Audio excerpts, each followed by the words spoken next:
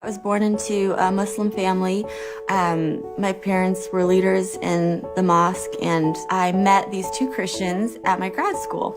We just realized, okay, we definitely are both very strong in our faiths, but we can't both be right. We can both be wrong. Like logically in my mind, it's like, okay, we can both be wrong about Jesus for sure, but we can't both be right. So we sort of resolved that we wanted to figure out what truth is. And secretly, I wanted to convert him massively. I totally wanted to convert him to Islam because anytime I would debate anybody about, religion, I would always win.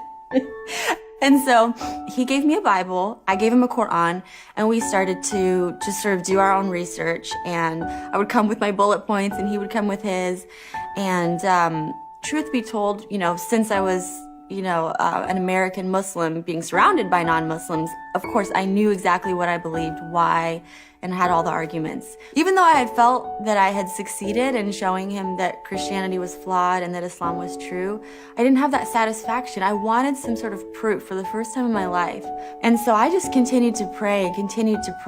And, I would fast and I would just cry out night and day to God, to Allah, the only God that I knew, to show people that he was the truth. I started to just really have a lot of torment. I just thought maybe I was going crazy for the first time. But it was like I couldn't think anymore. And especially as somebody studying to be a doctor and, science background, to lose your mind is really a very low point, to say the least. So there was one day where I was probably at my lowest point. I was just crying, praying to Allah and saying, I can't do this one more day. And that same day, I got a text message from my friend. He had been praying for me all along, and his church actually had been praying too down south. And his pastor actually had brought or had typed up bullet points from the book by Lee Strobel called The Case for Christ. And so because I was at such a low point at that point, I was like, I'll read anything. Why not? It gave so much significant proof for the historicity of the cross and resurrection. And I started to read the Bible again. I was reading it as though it actually could have happened.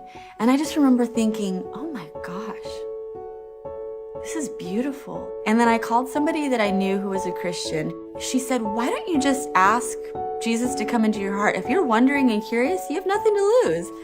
And, little did she know, if a Muslim asks Jesus into their heart, it's hell for eternity. No coming back. You cannot come back from that. So I just looked up at the heavens and I said, Allah, I don't know who you are. Allah, I don't know what's real. Whoever you are, though, I want to give my life to you. If you're Jesus, you can come into my heart. The next morning I woke up and all the torment was gone. So I thought to myself, okay, logic brain, I'm gonna really give this exploration of the Gospels 3 or 4 years of my life, and I'm gonna really look into it to see if it's real. I'm gonna stay a Muslim, of course. I would never leave Islam, but I just want to give this a chance. And so I just basically went to church that Sunday, and some signs had happened that week, all pointing to Jesus. And that Sunday morning, the pastor was preaching and people were raising their hands, and I just kind of sat through it. But my heart just wanted to worship. And when the altar call came, we all bowed our heads, and the pastor just said, I feel like there's someone in here that wants to give their life to Jesus, but they don't even know what that means, and they're really scared. And I just said, enough is enough. It's taking me more faith to not believe in Jesus than to believe in him. He's my first experience with love.